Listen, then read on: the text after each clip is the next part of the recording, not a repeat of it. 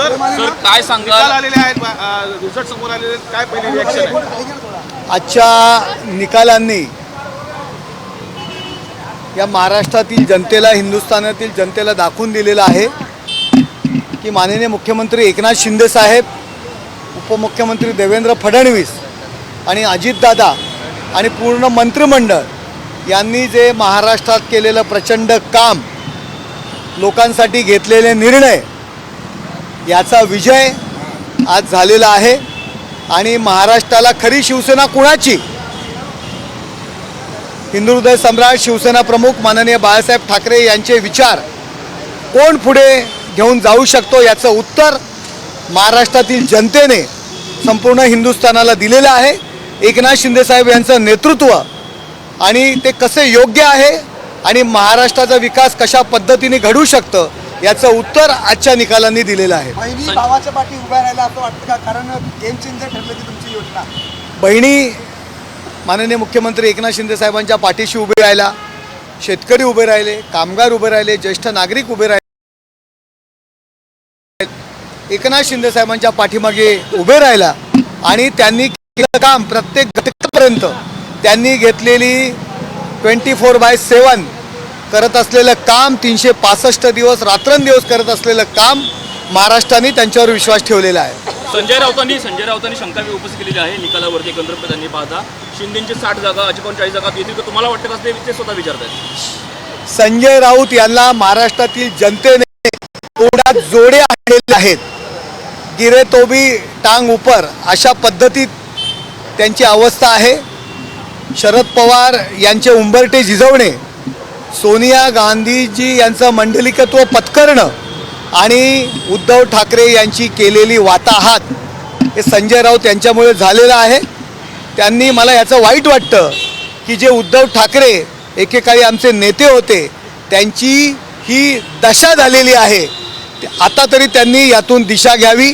संजय राऊत सारख्या माणसामुळे जी उद्धव ठाकरे झालेली आहे, हे लोकांसमोर आलेलं आहे. मराठी मतांचं मराठी जनमत हे नाही आहे असं उद्धव म्हणालेलं आहे.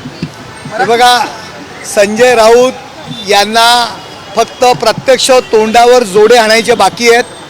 थोडे दिवसानंतर, उद्यानंतर महाराष्ट्रातील जनता त्यांना तोंडावर जोडे हाणणारे मतांच्या रूपाने, त्यांच्या तोंडावर जोडे तर हाणलेलेच आहेत, पण उद्यापासून जे महाराष्ट्रात जर फिरतील तर त्यांना प्रत्येक जण येऊन तोंडात जोडे आणतील, एवढी परिस्थिती त्यांची झालेली आहे. सत्ता आलेली आहे, पुढची रणनीती काय असणार आहे? काय हॉटेल्स वगैरे बुक केले, काय पुढची रणनीती? हे बघा, हॉटेल्स वगैरे बुक करण्याची आम्हाला काही गरज वाटत नाही आहे. आमदार सगळे एकत्र येतील, सर्व आमदार हे आमच्या सोबत आहेत. महायुतीचा एकतर्फी विजय या ठिकाणी सुरू आहे. सरकार स्थापन होईल का? होईल, का नाही होणार? आता मुख्यमंत्री कोण असेल, तुमची काय अपेक्षा आहे? हे बघा, खूप मोठा हे बघा, माझे नेते एकनाथ शिंदे साहेब आहेत. त्यांच्या नेतृत्वाखाली या महाराष्ट्राच्या निवडणुका लढलेल्या आहेत आणि सगळे नेते सांगत होते की एकनाथ शिंदे यांच्या नेतृत्वाखाली या लढाई आम्ही लढतोय. तर मला असं वाटतं की आमचे नेते, मी त्या पक्षाचं काम करतो, एकनाथ शिंदे साहेब मुख्यमंत्री व्हायला पाहिजेत आणि तेच मुख्यमंत्री होतील असं मला वाटतं. सर, हिंदी में आप बता दीजिएगा कैसा लग रहा है आपको? नजर आ रही है. मी माझं मत मांडलं की एकनाथ शिंदे साहेब मुख्यमंत्री व्हायला पाहिजेत, कारण ते माझे नेते आहेत, मी त्या पक्षाचा कार्यकर्ता आहे. सर, आज भाजपा की बड़ी जीत चल रही है, महायुति की सरकार बन चुके हैं, कितनी उम्मीदें सरकार बननी है? देखो, सरकार तो बन गई, अभी क्या बाकी है? महाराष्ट्र की जनता ने महायुति पे भरोसा रखा है. माननीय मुख्यमंत्री एकनाथ शिंदे साहब का नेतृत्व, देवेंद्र फडणवीस साहब का नेतृत्व, अजीत दादा का नेतृत्व पे विश्वास रखा है. और जो शिवसेना, जो उद्धव ठाकरे खुद को अपनी शिवसेना समझता है, उसकी क्या दशा हुई है, उनका कैसा पराभव हो रहा है, ये लोग, हिंदुस्तान की जनता देख रही है. और ये महाराष्ट्र की जनता ने एक उत्तर दिया है सबको कि असली शिवसेना जो हिंदू हृदय सम्राट शिवसेना प्रमुख माननीय बाळासाहेब ठाकरे जी ने शुरू की थी, उसका नेतृत्व के काबिल एकनाथ शिंदे साहब ही है, ये महाराष्ट्र की जनता ने उत्तर दिया है.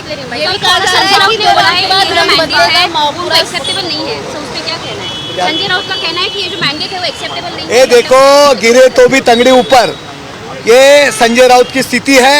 शरद पवार जी के उम्रे वो हमारे मराठी में कहते हैं कि उमरे झिजवतात, अशा पद्धतीने सोनिया गांधीच्या दार के बाहर खड़ा रहने वाला संजय राउत, उनके मुंह पे ये महाराष्ट्र की जनता ने चप्पल मारी है, अभी वोटों के रूप से चप्पल मारी है, कल से लोग सामने आके उनके मुंह पे चप्पल मारेंगे। सीएम के चेहरे पर क्या कहेंगे सर? बड़ी दावेदारी भाजपा ने कहा था जिसके पास ज्यादा सीटें आएंगी उसका मुख्यमंत्री होगा, हालांकि यहाँ पर आपके स्पार्कलिंग लाइट खुद शिंदे बने थे महाराष्ट्र। ये देखो, ये चुनाव माननीय मुख्यमंत्री एकनाथ शिंदे जी के नेतृत्व में हम लोग लड़े हैं। सब लोगों ने ये मान्य किया है कि एकनाथ शिंदे जी के नेतृत्व में ये चुनाव हम लोग लड़ रहे हैं। मैं शिवसेना का कार्यकर्ता हूँ, मुझे लगता है हमारा नेता एकनाथ शिंदे साहब है, वो मुख्यमंत्री होना चाहिए, मुझे लगता है।